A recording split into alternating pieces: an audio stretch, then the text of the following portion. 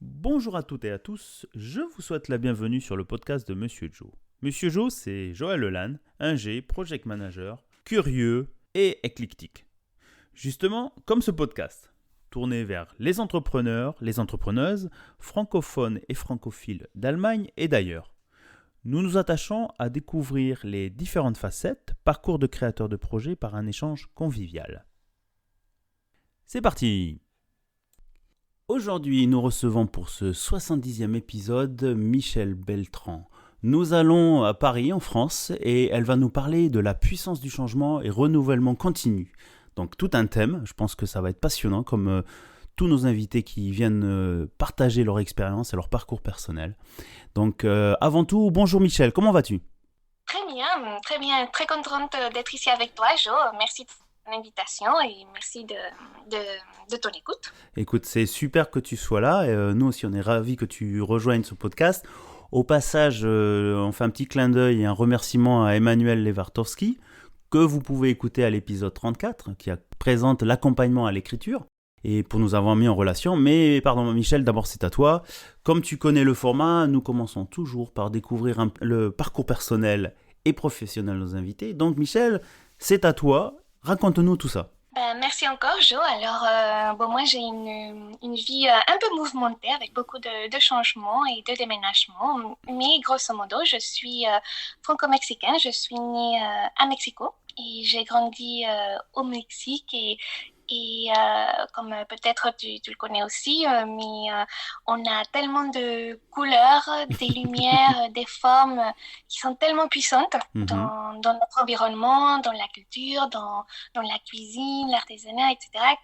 Et évidemment, moi, ce qui m'intéressait le plus, c'était les espaces, donc l'architecture, ce qui nous entourait. Et aussi, ma mère a eu la grande idée de m'inscrire à la danse depuis que j'avais 3 ans. J'ai jamais imaginé que ça allait devenir une très très grosse passion. Moi, je voulais être danseuse. J'étais vraiment vraiment à fond pour la danse. Et je savais pas à l'époque, quand j'avais commencé, que c'était aussi lié à l'architecture. Parce que justement, quand tu fais un spectacle de danse, tu crées une histoire, tu crées un scénario, tu crées comme un univers parallèle de la mise en scène, etc. Et tu le vis et tu le racontes quand tu fais un spectacle de danse.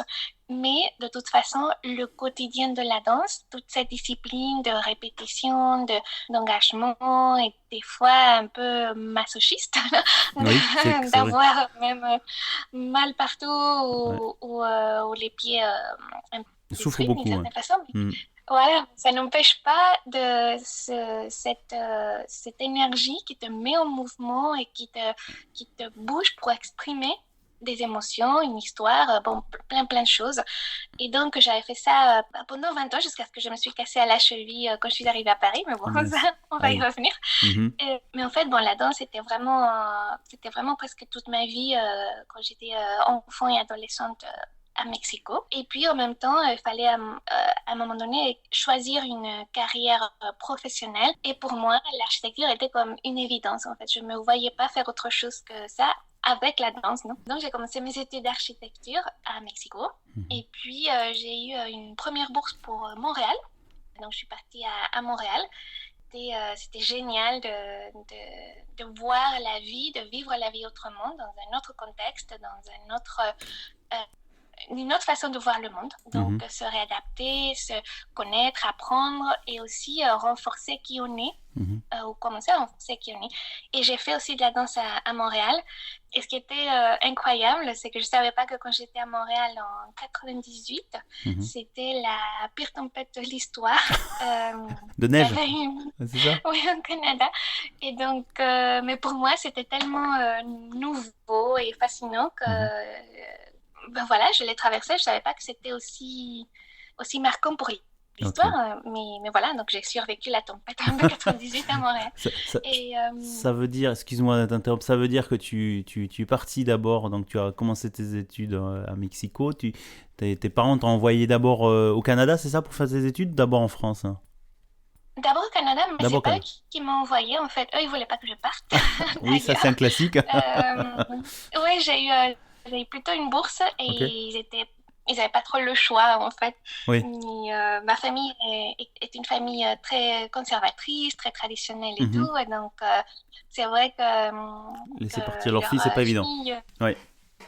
qui veut partir, c'est pas très bien pris, mais bon, je suis Ok. partie quand même. Ok. Ça, c'est bien. Donc, Et... et puis, moi, après, c'était un échange à Mhm. Montréal, donc je suis revenue à Mexico. Et puis, tout de suite après, il y a eu une proposition pour une bourse pour venir à Paris. Et Cadre donc, des j'ai fait le études. concours et oui, Tes études d'architecte, alors. Hein, toujours le oui, même toujours cheminement. d'architecture. Mhm. Ouais. Et donc, il y a eu un concours. Donc, j'ai Mhm. fait le concours et j'ai eu la bourse. Et je suis venue à Paris. Et ça, c'était en 99. Donc, j'ai aussi eu le droit à la tempête de décembre 99. Ouf. Je sais pas si tu te souviens, mais c'était assez ravageant en J'étais où, moi, en France. Donc, 99? voilà. Je sais plus où j'étais en 99, peut-être. Ah oui, oui, oui, oui, oui, oui. Oui, ok. Donc, donc tu affrontes les éléments à chaque endroit où tu vas. Oui, en fait, je sais pas. Après, mes parents, des fois, disaient que j'emmenais comment tu appelles ça, des ouragans où que j'allais, mais bon. Donc, voilà. Et par ailleurs, juste après la tempête, je me suis cassé la cheville juste en marchant Ok. sur la rue Bonaparte à Paris quand j'allais au musée du Louvre Aïe. un jeudi, c'était un jeudi, un jour d'école et tout. Et je me suis cassé la cheville et donc ça m'a un peu mis un stop pour arrêter d'aller trop vite. Mhm. Et ça m'a... Moi, je continue à pratiquer la danse. En m'ayant cassé la cheville, ben, du coup, j'ai dû arrêter pour un bon moment. Et après, honnêtement, je n'ai plus repris comme je faisais avant, parce que Mhm. pour moi, avant, la danse était une grosse priorité, mais je l'ai gardée toujours en moi. Ça fait partie de moi, de mon identité, de ma vie et tout. Et puis, du coup, bon, bah, j'ai fait mes études d'architecture. J'ai eu comment dire, une chance, mais après on dit que rien n'arrive par hasard. J'ai Mhm. rencontré Jaune Nouvelle à la librairie de La Une. Je ne sais pas si tu vois, elle était avant à Saint-Germain-des-Prés. Aujourd'hui, Je c'est connais pas trop à Paris, je vais te dire, mais peut-être que nos auditeurs, certains amis à Paris connaissent, donc ça peut être intéressant. Donc tu rencontres une rencontre, on va dire un hasard fortuit. Ben oui, mais en fait, c'était la présentation d'un livre qu'il avait écrit Ok. avec Jean Baudrillard qui Mhm. s'appelle L'espace singulier. Mhm. Et donc, ben, je vais le voir. Et puis, il était Jean Nouvel, quoi. Et donc, il me dit, vous venez d'où? Je dis du Mexique. Et il me dit, ben voilà, j'ai un projet au Mexique. Et il me met les coordonnées de l'agence. Mhm. Donc, quelques jours plus tard, j'envoie mon CV. Et puis, finalement, j'ai commencé à travailler dans l'agence Excellent. chez Jean Nouvel. Et du coup, ça, c'était vraiment mon premier job. Et puis, c'était aussi comme un rêve incroyable. Mhm.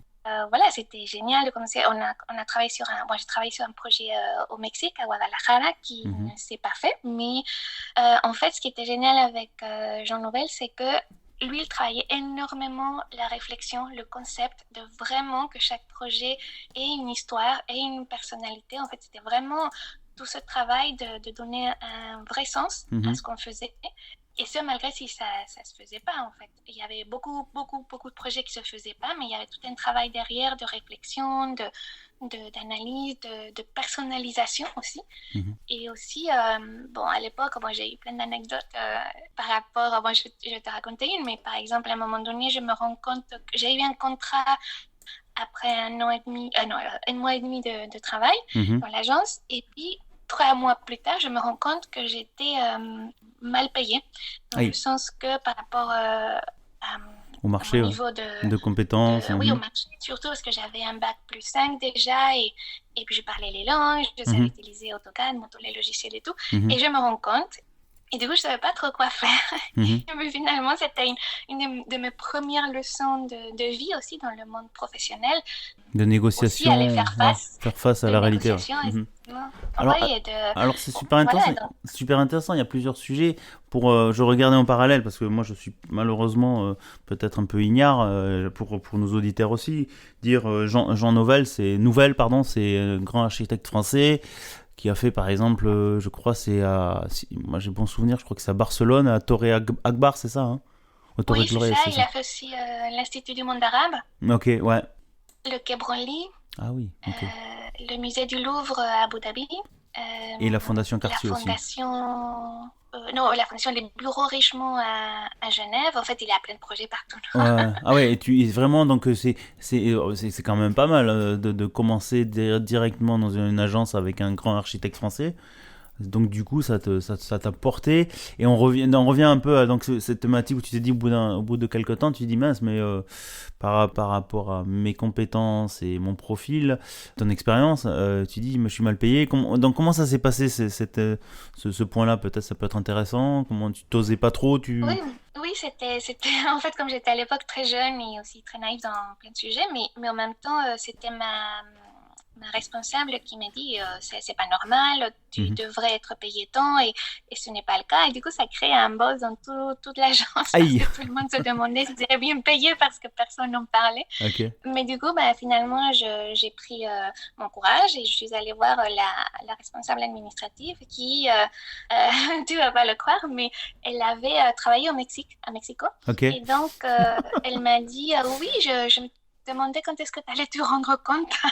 Ah, ça c'est J'arrive dans son vache. bureau Ça et je c'est lui vache. dis, bon, ben voilà, je Mhm. me suis rendu compte et puis, et du coup, j'aimerais que ça se régularise. Mhm. Alors, elle m'a dit, mais tu n'as pas besoin de tant d'argent, tu viens du Mexique. Oh la Et vache. puis, elle dit, oui, bah, que je viens du Mexique ou de la Lune, c'est ce qui est, c'est ce Ouais, qui est mon droit, exactement, non? exactement. C'est bien, Et, t'abordes une thématique super intéressante parce que je trouve que c'est un sujet où on n'a pas encore abordé ça sur le podcast, mais c'est vrai que ce sujet est assez actuel maintenant avec le fait de travailler par exemple en remote, en disant non mais vous êtes payé parce que vous vivez dans un pays où le coût de la vie est moins important, mais pour par exemple une société qui est en Allemagne et vous travaillez en République tchèque, hein, je prends un hasard, hein, je veux pas et que peut-être le niveau, le coût de la vie à Prague est peut-être inférieur à travailler à Munich pour une agence à Munich, au hasard. Mais c'est vrai de te se dire, ouais, mais la rémunération n'est pas basée par rapport à ta situation géographique ou d'où tu viens, mais par rapport à la qualification et les diplômes que la personne a. Donc c'est bien que tu t'abordes cette thématique dans le sens où tu dis, ouais, on est peut-être un peu naïf, et en fait c'est peut-être d'ouvrir de la parole, d'aller peut-être discuter, de se dire, ben non, il y a une reconnaissance du rôle. Excuse-moi de ce petit aparté, donc tu remarques, hein, Michel, que Monsieur Joe des non, fois mais fait tu des... as raison et c'est important, hein, tout à fait. Oui, parce que finalement, moi, je pense que surtout en tant qu'entrepreneur et même une personne salariés. qui travaille en tant que salarié ou Ouais. autre, Mhm. c'est important d'investir en soi, dans sa valeur. Mhm. En fait, c'est-à-dire que tu as une valeur intrinsèque ou que tu Ok. fais évoluer Mhm. et c'est ça qui fait que tu peux, comment dire, avoir un retour sur ta valeur et ça n'a rien à voir comment dire, des choses externes. Non, C'est par rapport à vraiment la valeur que tu apportes. Ce n'est pas le temps précisément ou les exactement. heures ou etc. En fait, je pense que c'est surtout important de travailler personnellement, de connaître sa valeur. Et la valeur existe aussi dans ton engagement, l'investissement que tu mets de ta personne, de la qualité, etc.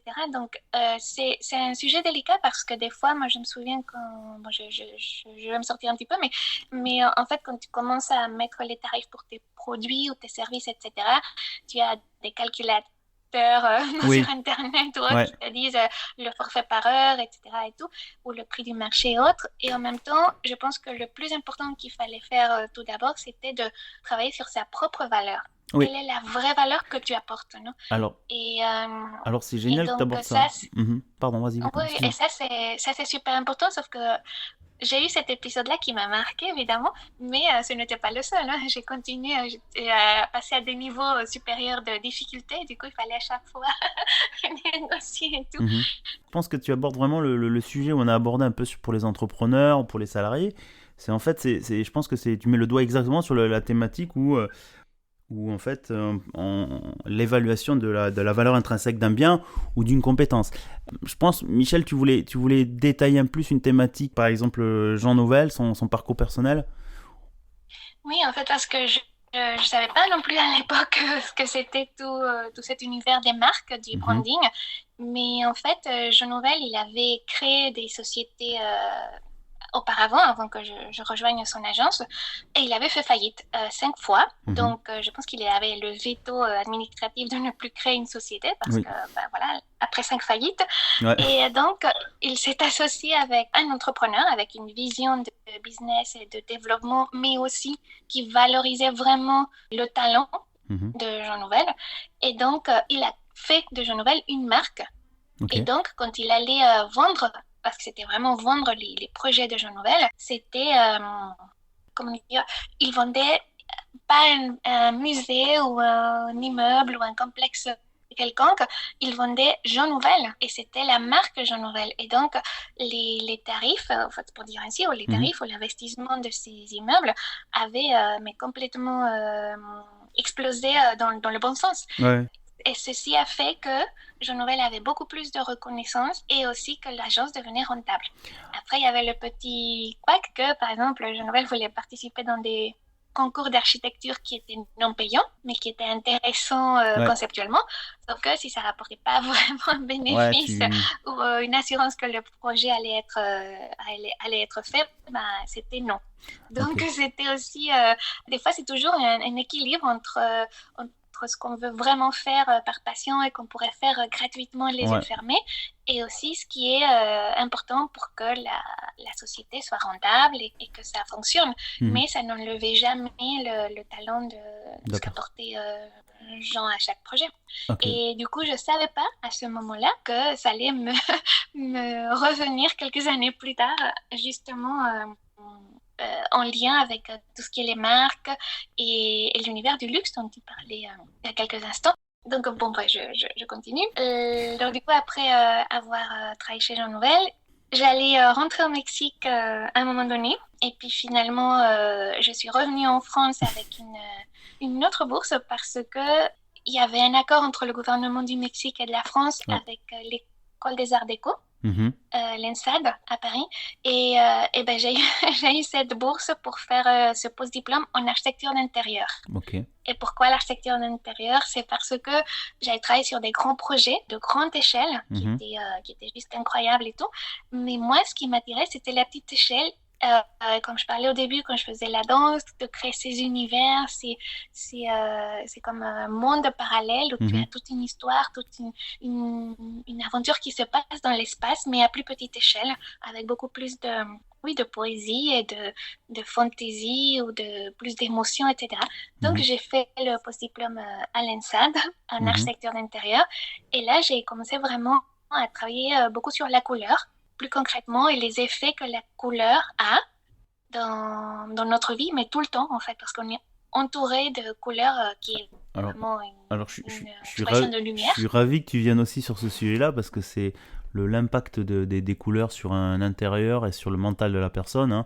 On sait bien, après peut-être tu me corrigeras là-dessus, les couleurs froides comme le bleu pour calmer ou des couleurs vives pour générer de l'inspiration ou de la dynamique, je sais plus, les couleurs rouges et autres. Je sais pas si tu peux plus nous détailler ce sujet-là, mais c'est vrai que c'est là où on se rend compte que ben, les couleurs plutôt sombres pour apaiser ou même c'est froid donnent un effet sur le psychique ou sur le mental des personnes qui sont dans cet environnement. Oui, tout à fait. Du coup, moi, à ce moment-là, quand j'étais à l'INSEAD, ce que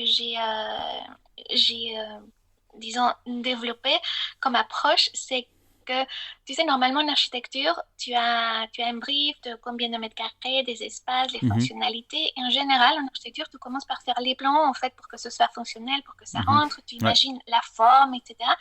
Et, et normalement, on vient mettre les couleurs ou les finitions à la Mhm. fin du projet. Ok. Et du c'est comme comment dire, la résultante, non? Et en fait, ce que j'essayais de faire, c'est de définir d'abord quelles étaient, plus que la fonction, quelles étaient les sensations, les émotions que la personne vit dans un espace. Mhm. Et d'abord, on définit la palette de couleurs et après la forme. Et du coup, c'était quelque chose qui a un peu bouleversé mes professeurs à l'ENSAD. Mhm. Et du coup, ça m'a permis aussi de commencer à développer ma propre méthode, Mhm. mon approche, justement, de partir, définir depuis le début qu'est-ce que tu veux ressentir dans ton espace. Parce que finalement, on est des êtres émotionnels. On Ouais. dit qu'on est rationnel, oui, mais surtout, on est très émotionnel et on se laisse guider par nos émotions, par nos ressentis. Et c'est tellement important de les avoir d'une façon, disons, harmonieuse Mhm. pour notre vie parce que ça a vraiment, comme je disais tout à l'heure, les couleurs ont un tel impact qui peut être perçu comme positif ou négatif selon le contexte ou la situation, Mhm. mais on ne peut pas empêcher l'impact. Et donc, autant le faire de façon, comment dire, bénéfique pour nous et d'une Mhm. façon harmonieuse. À ce moment-là, j'avais commencé à travailler sur ça. Et puis, donc, je voulais me consacrer à travailler plus sur tout cet aspect des couleurs, de création des espaces. J'ai été appelée par une grosse chaîne de médias qui s'appelle Televisa. Je ne sais pas si tu connais, en Amérique, c'est énorme. Mhm. Et Non. donc, je vivais toujours à Paris. Et quand je partais en vacances au Mexique, je faisais du conseil pour eux, pour Mhm. les architectes d'intérieur, les décorateurs, etc., pour leurs telenovelas, si vous voulez, les Mhm. feuilletons, Ouais.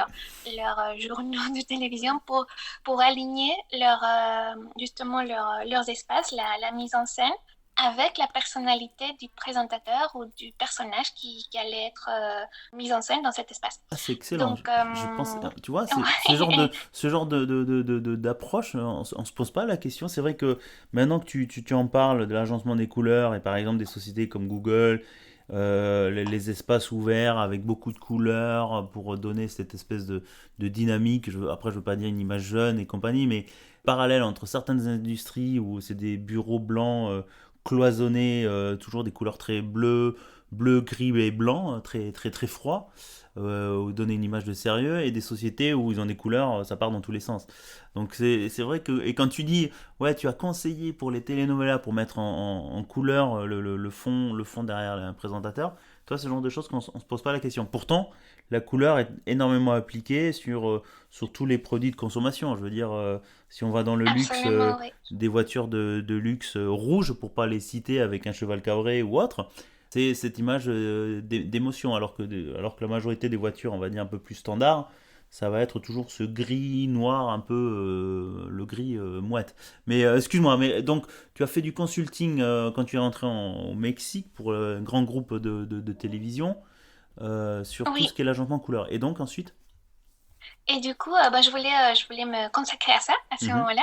Et puis, comme par hasard de la vie, qu'il n'y a pas de hasard, mais j'ai croisé un directeur de l'ESSEC qui, à ce moment-là, a été bah, directeur d'un MBA Mhm. dans le luxe, c'est-à-dire dans International Luxury Brand Management. Ah ouais. Et du coup, il m'a dit, c'était en 2007, et il m'a dit, ben nous, on cherche des profils comme le vôtre, et il faut que vous veniez voir, que vous fassiez le GMAT et les interviews pour que vous soyez accepté, etc. Mhm. Et ça, c'était pas du tout prévu, du tout, du tout.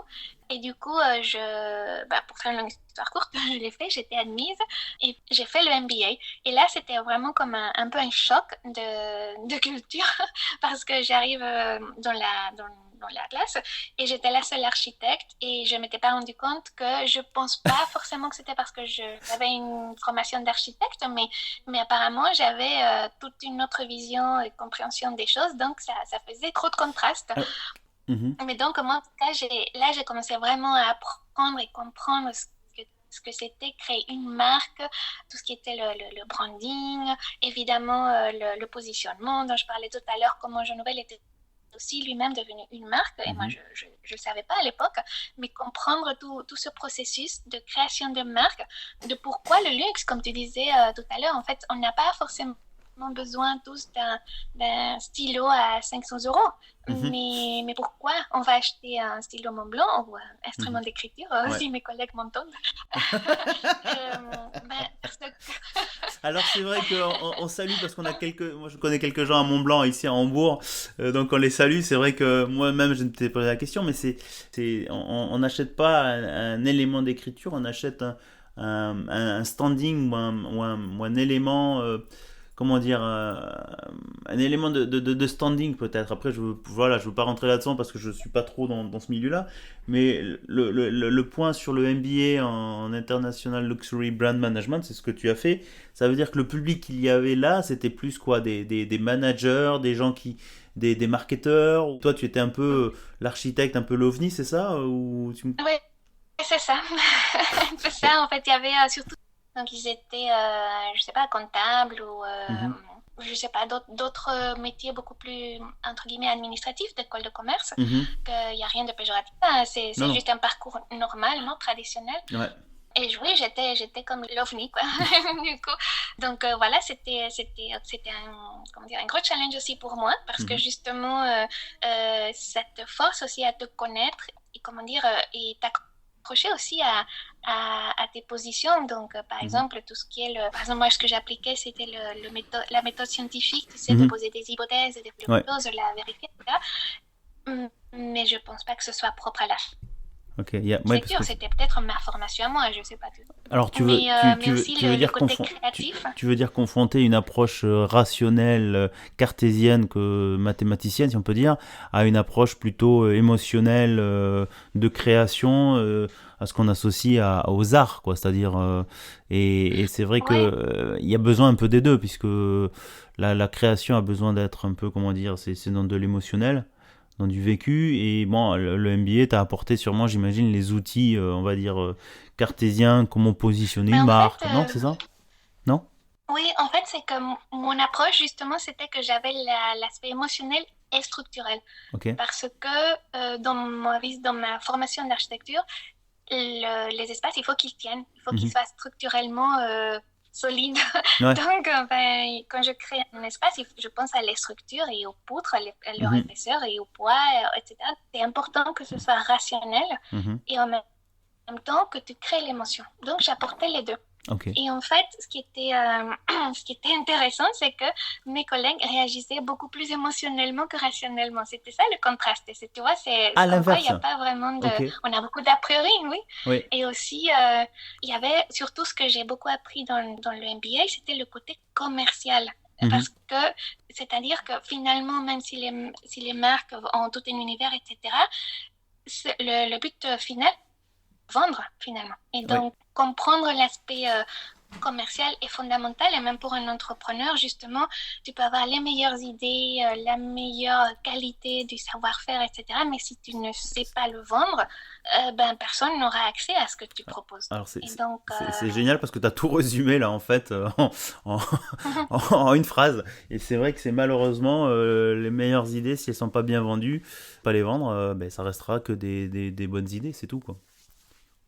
ouais, donc tu vois, c'était un peu ça, ce mix. C'est très intense parce que c'était une année très intensive. On a rencontré plein de personnes qui représentaient les groupes de luxe, de marques, etc. Mhm. Et en plus, c'était en 2008, la crise Ah de ouf. 2008. Donc il y avait tout ce côté de gel d'embauche, Ouais. etc. Et tout.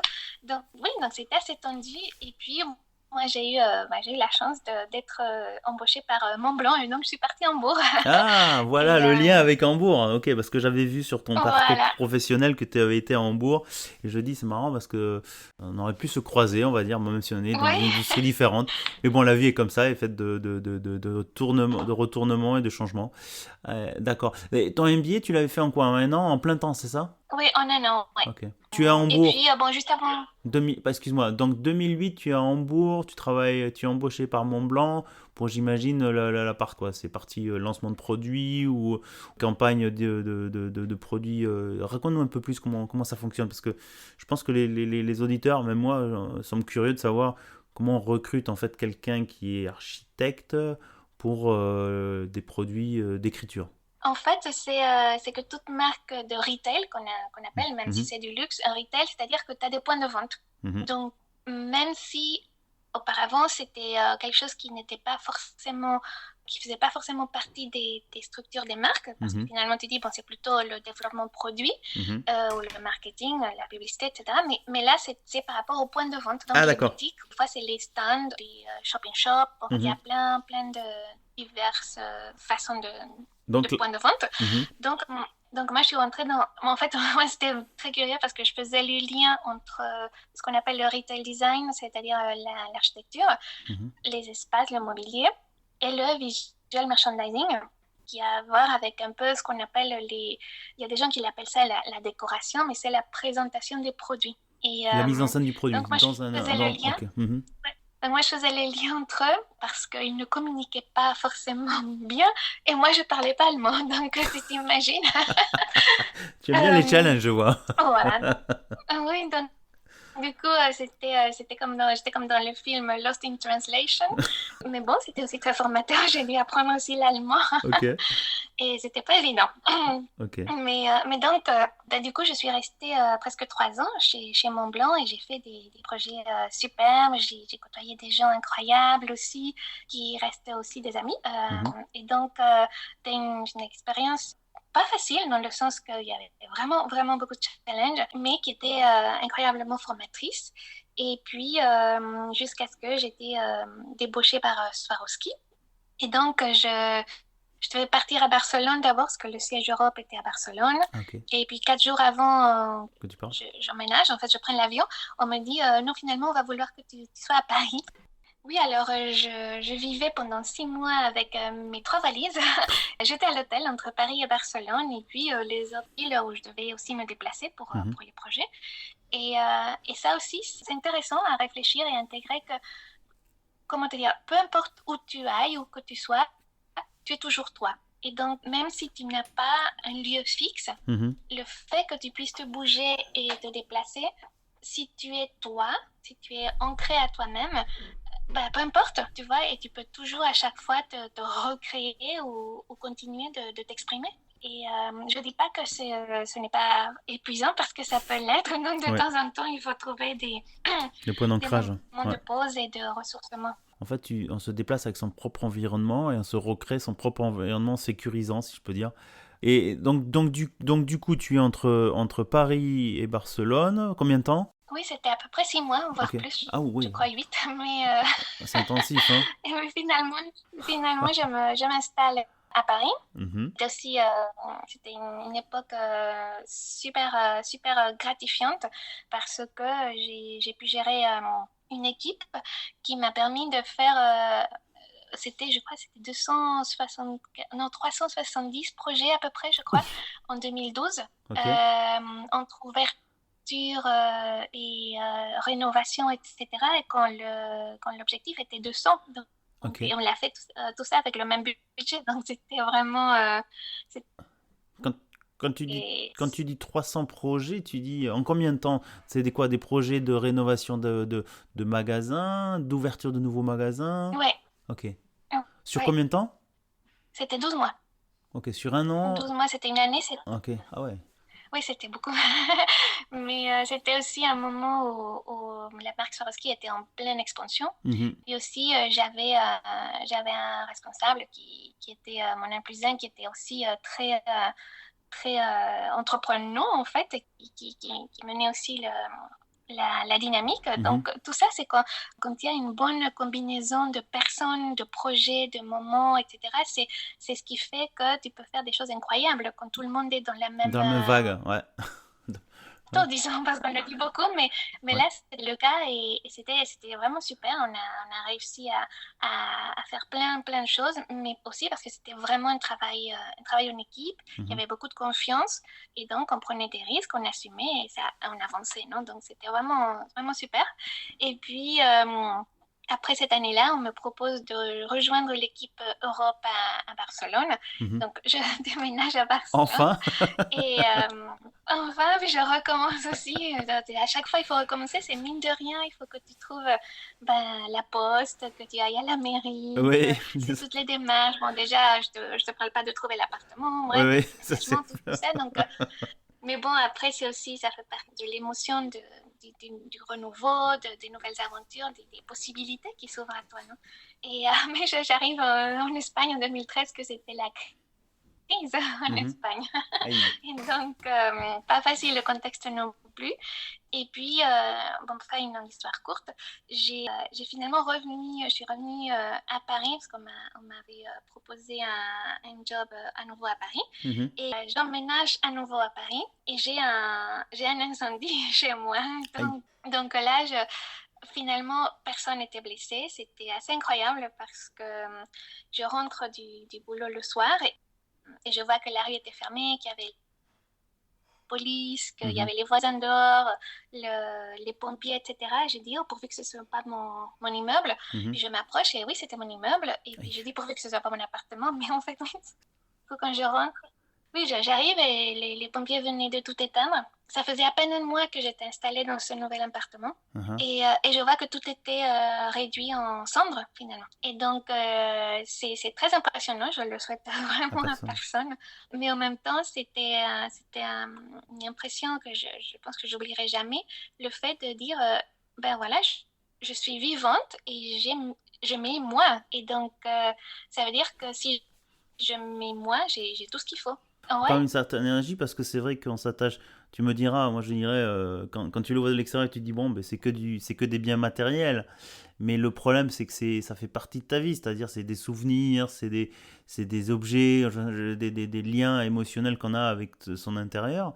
Mais au final, ton approche, et je pense que bon, il faut un certain temps pour chaque personne à se dire bon, au final, je suis vivant, il m'est rien arrivé, c'est que du matériel.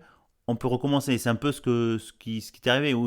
Est-ce que c'est ce déclic que tu as eu de suite après, c'est le mindset qu'on a chacun. C'est-à-dire, bon, ok, ça fait rien.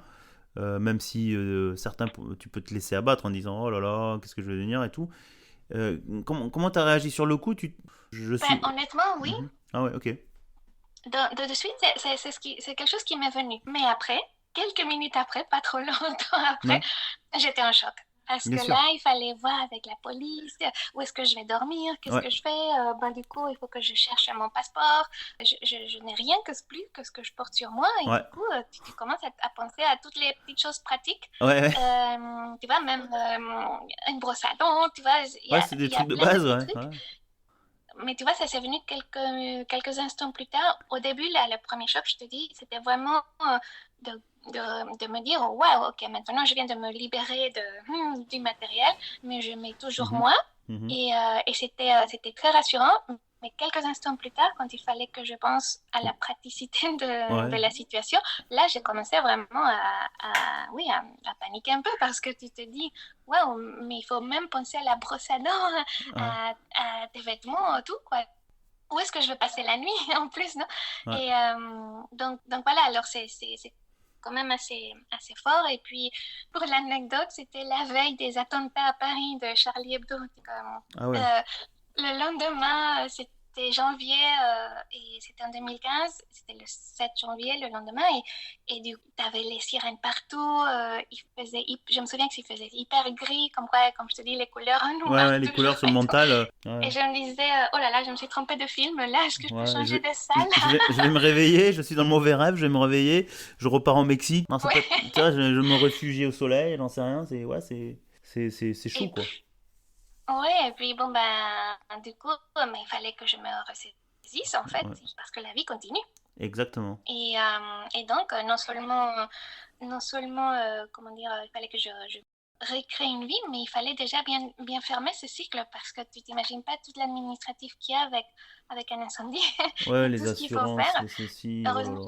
j'avais très bonne assurance et j'ai eu un très bon expert qui m'a expliqué qu'il y avait des incendies comme ça tous les jours à Paris, qui est un peu effrayant, mais bon. Bref, et du coup, bon, en fait, pour parler plus de l'important de cette expérience, c'est que à ce moment-là, comme j'avais dit, j'avais perdu tous mes vêtements. Il y Mhm. avait que les vêtements noirs qui étaient récupérables parce que la suie qui est noire, ben, tu la vois pas sur les tissus noirs, donc les seuls vêtements qu'ils pouvaient récupérer, c'était les noirs. Ouais. Et quand j'avais vu mon appartement tout au noir, en sombre et tout, tous mes livres, en fait, c'était. Oui, ça fait du mal, hein, je ne vais pas Mhm. le nier. Je ne pouvais plus voir des vêtements noirs. Et donc, je devais m'acheter des nouveaux vêtements. Donc, j'allais dans les boutiques et je pouvais pas m'empêcher d'aller vers les couleurs qui sont plutôt dorées, les beiges, les couleurs Mhm. plus. Plus Bah bon, solaire. bon, après, je pourrais. Plus solaires, oui. Et c'est des couleurs que pour l'anecdote ne me vendent pas du tout. En fait, ça me donne un teint plutôt jaunâtre et tout. Mais j'avais tellement besoin Oui. parce que ce sont des couleurs qui me font du bien. Ok. Et donc là, avec tout ce que je t'avais expliqué un peu de ce que je travaille sur les couleurs, que j'ai continué à Mhm. travailler et tout ça, j'ai eu un déclic pour comprendre qu'il y a une différence entre les couleurs qui te vont et les couleurs qui te font du bien. Et ça ne veut pas dire que tu dois juste porter et t'entourer que des couleurs qui te représentent, en fait, qui vont avec ton teint, etc., Mhm. ta luminosité. Mais en fait, dans notre monde, il y a une multitude de facettes qui sont toutes reliées les unes avec les autres. C'est-à-dire que toi, tu viens apporter quelque chose au monde. En tout cas, moi, je crois qu'il y a ça. Tu viens apporter ta propre expérience parce que chaque vie est unique et elle a quelque chose à apporter à ce monde. Mais aussi, tu as besoin de te ressourcer, donc de recevoir.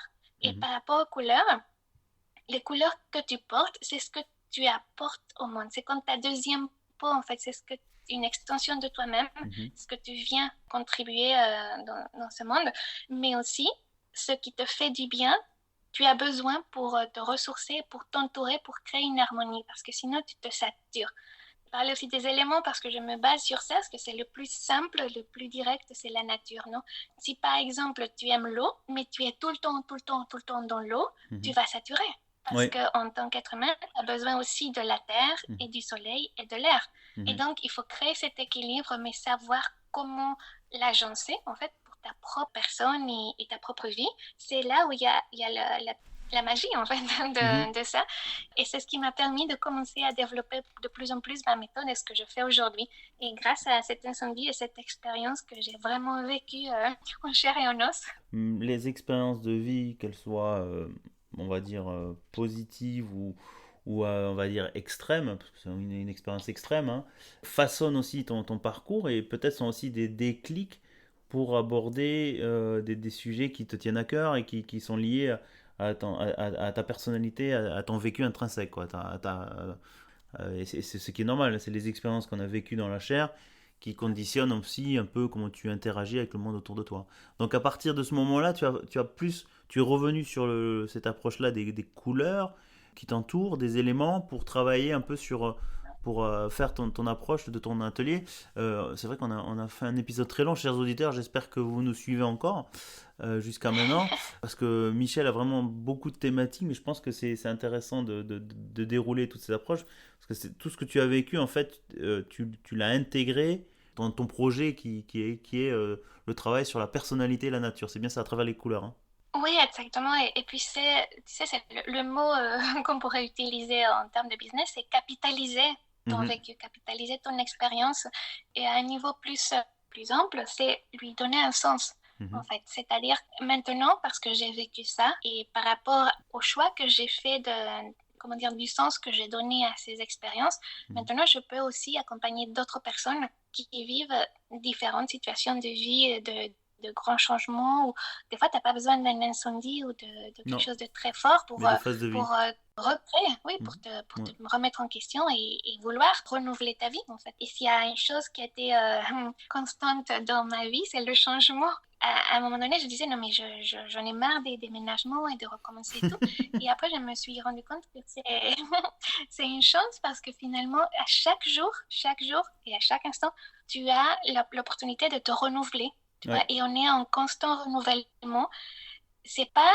En fait, tu vois, là, par exemple, en termes de business, on cherche toujours la croissance. Et quand je travaillais dans les grands groupes, etc., c'est toujours la croissance. Ouais. Et si tu observes la nature est toujours en expansion. Ce n'est pas la croissance infinie. Ce n'est pas un arbre qui grandit 10 cm toute la vie, mais il est toujours en expansion. Et pourquoi la nature est en expansion? C'est parce qu'il y a aussi des cycles qui te permettent de lâcher, de récolter ce que tu as semé. En fait, il y a la sagesse de la nature qui nous montre tous les jours, et dans les saisons, et dans les cycles, etc. Et nous, on fonctionne aussi comme ça, sauf que des fois on se coupe. On se déconnecte de la nature. De la nature. C'est notre nature. C'est notre nature. Ouais. Alors je pense que c'est génial d'aborder ça, tu vois, c'est des thématiques qu'on aborde aujourd'hui avec toi qui sont passionnantes. Et c'est vrai que j'aime bien le lien que tu fais, puisqu'en plus ça donne une certaine crédibilité. Tu as travaillé dans des grands groupes ou dans le luxe, c'est toujours la course à la croissance, jusqu'où on ira, bien qu'il y a des mouvements où on se dit non, en fait, cette croissance n'est pas infinie, est-ce que peut-être le développement, regarder les cycles de nature, s'adapter, et j'aime bien que tu viennes apporter ces thématiques, parce que je pense qu'on l'a pas abordé, et c'est bien ça, de remettre, de pas oublier, on est un élément de la nature, et de se dire que il y a des phases de croissance, il y a des phases d'hibernation, de nouvelles orientations, comment on évolue. Et donc c'est un peu sur tout ce vécu que tu as eu, quel a été l'élément déclencheur où tu t'es dit, tiens, maintenant je suis à mon compte, j'accompagne les gens un peu comme coaching où je les accompagne à leur changement, c'est ça? Est-ce que c'est un peu ça Oui, ton nouveau métier, si je peux oui, dire? alors en fait, oui, en fait, je pense que c'est l'insomnie qui était l'élément déclencheur. Parce Mhm, que justement, tu sais, quand tu n'as plus rien, mais vraiment plus rien qui te reste, plus ce que tu portes, mhm, c'est là où tu te dis, voilà, maintenant, j'ai tous les champs des possibles. Qu'est-ce que je veux vraiment faire? Qu'est-ce que je fais avec tout ce qui s'est passé, etc. Et du coup, je me disais, ce que je veux faire, c'est vraiment partager ce que j'ai vécu, ce que je sais, avec d'autres personnes pour que ça puisse les aider, en fait. Et aussi parce que, plus que, si tu veux, c'est pas que je dise, oh bon, il faut aider les personnes, mais c'était surtout, je me disais, mais je voudrais vraiment que tout le monde puisse rayonner, vraiment rayonner sa propre nature et qu'il n'ait pas besoin de se conformer aux dictats de la société, de la monde ou peu mhm. importe, qui se referment ou qui vivent dans la peur. Ou, tu vois, c'était surtout ce côté plus de donner cette possibilité à tout le monde, ou les personnes qui le veulent, non, évidemment, mais de rayonner, de vraiment pouvoir être pleinement toi, c'était surtout ça. Parce que, tu vois, par exemple, il y a des personnes qui n'ont pas de gros soucis, qui normalement ont tout ce qu'il faut dans la vie, Mhm. leur famille, Leur leur boulot, leur maison, leur machin. travail, Mhm, etc. Et ils sont pas épanouis. J'avais une personne qui me disait, mais je sais pas, et j'aurais rien à me plaindre, mais je suis pas bien, je suis mhm. pas contente de ma vie. Parce que justement, il te manque cette connexion à ton essence, à ta vraie nature, pour Mhm. pouvoir l'exprimer. Mais est-ce Puis que, vraiment s'exprimer et rayonner. est-ce que ça veut dire que du coup, bon, tu as eu l'incendie, tu travaillais encore dans des grands groupes de luxe et de produits, mais du coup, tu as tout plaqué d'un coup ou comment ça s'est passé? Ou Ah ça a non, été... en fait, non, c'était progressif parce que j'allais justement quitter Paris et rentrer au Mexique pour Ok. faire ce dont je te parlais. Et Mhm, puis finalement, on m'a contacté de L'Oréal mhm, et, et on m'a proposé un poste qui avait l'air très intéressant. Et du coup, ben, j'ai accepté. Donc, ben, j'ai repris le poste chez L'Oréal qui était mhm, aussi toute une expérience très, très formatrice mhm. et intense. Et en travaillant chez L'Oréal, on m'a contacté de chez Dior. Et puis finalement, j'ai changé à nouveau chez Dior. C'est une marque que j'adore et tout. Et du coup, je Ah, pense que je savais à l'époque, je me disais, bon, je fais ça encore parce qu'il y a une grande passion, tout ce qui est le retail, ça l'est toujours. mhm. Le temps que je commence à développer Ton projet. mon propre business, mon propre atelier. Et donc, c'est ce que j'ai fait. Et puis, à un moment donné, les circonstances ont fait que puis négocier mon départ et voilà et me lancer dans l'entrepreneuriat et puis même si dans l'entrepreneuriat au début je voulais surtout me focaliser plus dans ce côté de la personne, Mhm. j'avais très très envie de travailler avec la personne, les choses ont fait que je n'ai pas lâché non plus le retail. donc je travaille toujours encore pour les marques et je crée du rebranding, du branding, Mhm. du retail design, du visual merchandising et j'adore parce que vraiment là j'ai quelque chose que j'aurais jamais imaginé. Mais parce que tu t'ouvres aux possibilités, les possibilités arrivent.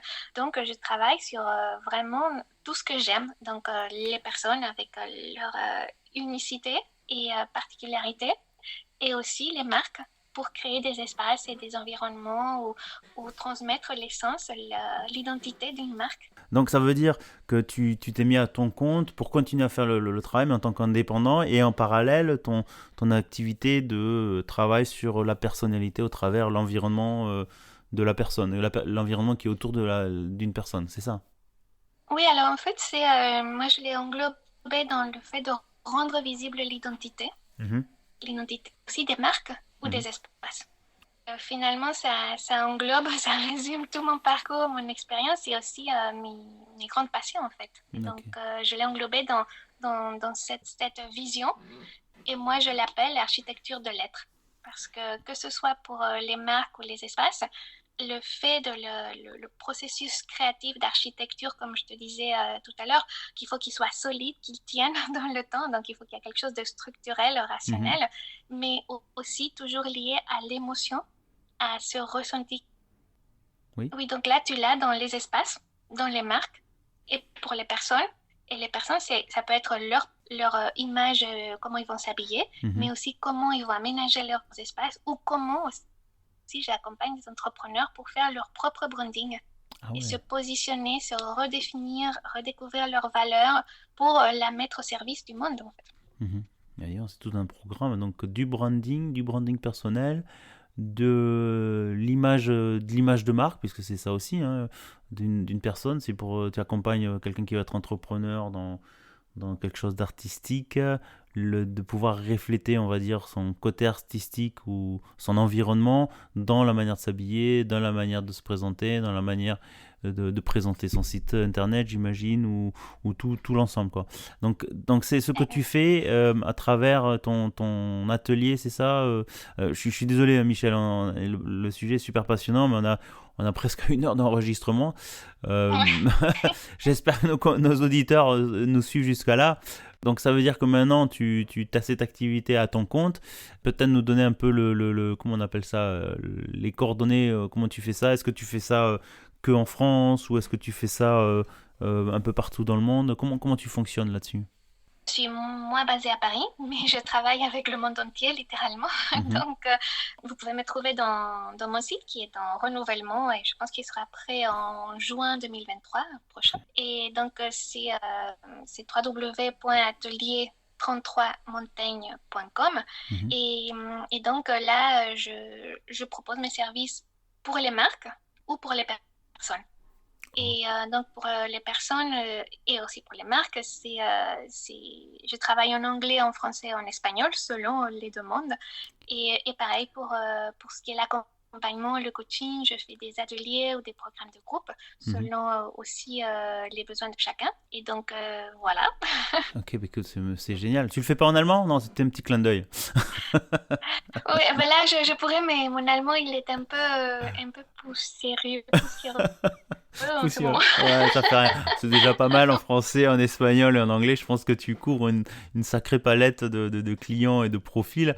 Donc c'est vraiment passionnant. Michel, moi je resterai encore à enregistrer avec toi parce que je trouve que tu apportes des thématiques, des sujets super intéressants qu'en fait on ne considère pas toujours.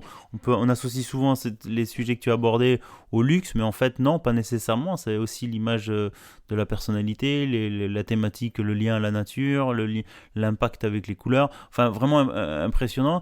Est-ce que tu as un conseil? Parce que moi, j'aime bien finir là-dessus pour nos auditeurs. Comment j'appelle ça? Toujours un conseil pour la route pour les entrepreneurs ou les gens qui se cherchent. Oui, alors en fait, j'aimerais dire à chacun et chacune des personnes qui nous écoutent que vous êtes unique. Vraiment, je sais que c'est très répété partout maintenant, Mhm, mais vraiment, vous êtes unique. Vous seul, vous pouvez apporter une chose très spécifique au monde dans cette vie, dans cette expérience de vie. Et il suffit juste de l'accueillir et de se permettre de se recréer pour s'ouvrir au champ des possibles et vivre surtout en expansion. Et vivre en expansion, c'est aussi pour moi vivre en harmonie avec soi-même, avec qui on est. Donc, être en sérénité, en fait, moi, je propose aux personnes que j'accompagne, je ne leur propose pas de trouver le bonheur, mais de trouver la sérénité à tout moment, parce que la vie est faite de moments qu'on ne peut pas contrôler, qui sont plus ou moins agréables. Et l'important, c'est de rester connecté à soi-même dans cette sérénité qui te permet justement de faire les bons choix, d'aller de l'avant ou de faire ce qu'il faut faire, non? Mais surtout de savoir qu'on a ce droit inné à vivre pleinement. Et c'est ce que j'aimerais que les personnes se donnent ou récupèrent ce droit de naissance, en fait. mhm. Écoute, c'est génial. Moi, je pense que j'ai rien à rajouter là-dessus. Je fais juste un petit rappel de tes coordonnées pour pouvoir te contacter. Donc, on a dit le site atelier 33, donc le chiffre montaigne.com. On peut te retrouver aussi sur LinkedIn. Ça, on le mettra aussi sur le site. Et si on a envie de voir un peu ce que tu publies, je crois que sur Instagram, c'est pareil. C'est donc atelier.33 montaigne. Écoute, Michel, merci beaucoup de ta participation. Un épisode euh, en version très longue, ça fait rien. Je pense que je voulais pas t'interrompre parce que je trouve que, enfin moi, je trouve les sujets que tu as abordés super intéressants. J'espère que vous, chères auditrices et chers auditeurs, vous nous avez suivis jusqu'à là. Et je vous dis à tous et à Michel, merci à toi et à bientôt. Merci à toi, Joe. À bientôt. Ciao.